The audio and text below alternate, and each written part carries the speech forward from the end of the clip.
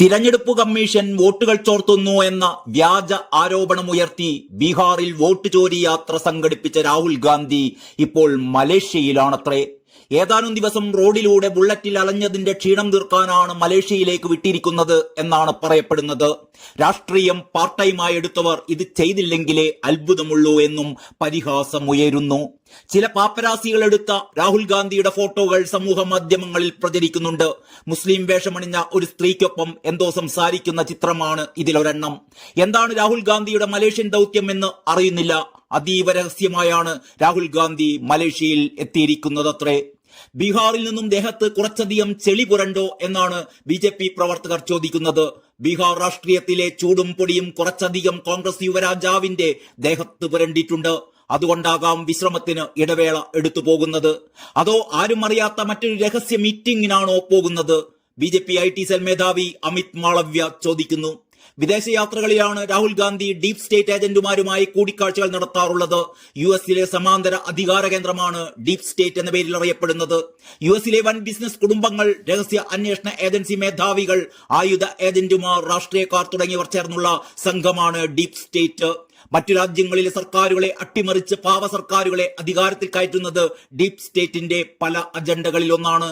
ബംഗ്ലാദേശിൽ ഈയിടെ തെരഞ്ഞെടുപ്പിലൂടെ അധികാരത്തിൽ വന്ന ഷെയ്ഖ് ഹസീനയുടെ സർക്കാരിനെ അട്ടിമറിച്ചുകൊണ്ട് മുഹമ്മദ് യൂനുസിന്റെ നേതൃത്വത്തിൽ ഇടക്കാല സർക്കാർ രൂപീകരിച്ചതിന് പിന്നിലും ഡീപ് സ്റ്റേറ്റ് ആണ് എന്നാണ് പറയപ്പെടുന്നത്. ഈയിടെ സിറിയയിലെ അൽ ബാഷർ ഭരണത്തെ അട്ടിമറിച്ചുകൊണ്ട് ഇസ്ലാമിക തീവ്രവാദ സംഘടനകൾ ഉൾപ്പെടെയുള്ള സംഘങ്ങളെ സിറിയയിൽ അധികാരത്തിൽ കയറ്റിയതും ഡീപ് സ്റ്റേറ്റ് ആണ്. ശ്രീലങ്കയിലും ഭരണം അട്ടിമറിക്കപ്പെട്ടിരുന്നു. ഇന്ത്യയിൽ നരേന്ദ്രമോദി സർക്കാരിനെ അട്ടിമറിക്കുമെന്ന് പ്രഖ്യാപനം നടത്തിയിരിക്കുകയാണ് ഡീപ് സ്റ്റേറ്റ്. ഡീപ് സ്റ്റേറ്റിന്റെ ഭാഗമായ ജോർജ് സോറോസ് എന്ന അമേരിക്കൻ ശതകോടീശ്വരന്റെ ഫണ്ടിലാണ് ഇന്ത്യയിൽ 10,000-കണക്കിന് NGO സംഘടനകൾ പ്രവർത്തിക്കുന്നത്. ഈയിടെ US നടന്ന ഒരു യോഗത്തിൽ ജോർജ് സോറോസ് നരേന്ദ്രമോദി സർക്കാരിനെ അട്ടിമറിക്കുമെന്ന് പ്രഖ്യാപിച്ചിരുന്നു. പലപ്പോഴും രാഹുൽ ഗാന്ധി ഇത്തരം ഡീപ് സ്റ്റേറ്റ് ഏജന്റുമാരെ വിദേശയാത്രകളിൽ രഹസ്യമായി കാണാറുള്ളതായി പരാതി ഉയർന്നിട്ടുണ്ട്. ഇന്ത്യയിൽ നടപ്പാക്കേണ്ട ടൂൾ കിറ്റുകൾ ഡീപ് സ്റ്റേറ്റ് ഏജന്റുമാർ രാഹുൽ ഗാന്ധിക്ക് കൈമാറുന്നത് ഇത്തരം വിദേശയാത്രകളിൽ നടക്കുന്ന രഹസ്യ കൂടിക്കാഴ്ചകളിലൂടെയാണത്രേ. വെറുതെ റിഫ്രഷ് ചെയ്യാൻ പോകുന്നതാണ് എങ്കിലും ഇതിനകം രാഹുൽ ഗാന്ധിയുടെ മലേഷ്യൻ യാത്ര വലിയ വിവാദമായി കഴിഞ്ഞിരിക്കുകയാണ്.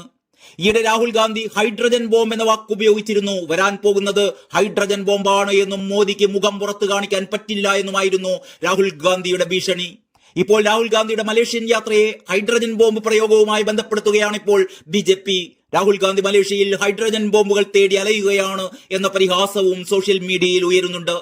തിരഞ്ഞെടുപ്പ് കമ്മീഷൻ പല രീതികളിൽ വോട്ടുകൾ മോഷ്ടിച്ച് BJPക്ക് കൊടുക്കുകയാണ് എന്ന രാഹുൽ ഗാന്ധി ബീഹാറിൽ നടത്തിയ ആരോപണത്തിനെതിരെ തിരഞ്ഞെടുപ്പ് കമ്മീഷൻ തന്നെ വാർത്താ സമ്മേളനവുമായി രംഗത്തെത്തിയതോടെ രാഹുൽ പ്രതിസന്ധിയിലകപ്പെട്ടിരുന്നു.